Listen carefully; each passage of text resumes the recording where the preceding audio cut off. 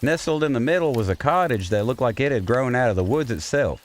Stone walls wrapped in moss, black chimney puffing green smoke, and bone charms hanging from the porch like wind chimes made of nightmares. The gate was made of twisted antlers. The welcome mat just said no. Natalie didn't hesitate, walked right up and knocked once.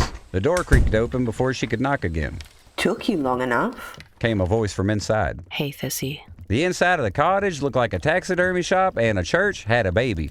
And then that baby grew up angry. Bones hung from the rafters in neat spirals, dried red stains forming runes against the yellow and white. Jars glowed faintly on crooked shelves. The fireplace burned without wood, just a big hunk of black stone crackling like it remembered being struck by lightning. The scent of copper and herbs hung heavy. Thistle Ashford stood at the center like she had always been there. She looked about Natalie's age, maybe mid to late 20s. But her eyes had the tired weight of somebody who had seen every mistake humanity had ever made and kept a receipt for all of them. Her hair was long and tangled with feathers and beads. Her hands were stained red at the fingertips like she'd been digging through entrails instead of dirt. She stood over a cauldron, thick red sludge bubbling just under the rim. She took out a knife that looked suspiciously like it was made out of a human femur, cut up a lemon and dropped it in. The liquid bubbled angrily for a second before settling back down into a lazy simmer. She gave me a look like she already knew my blood type, shoe size, and my last 3 sins.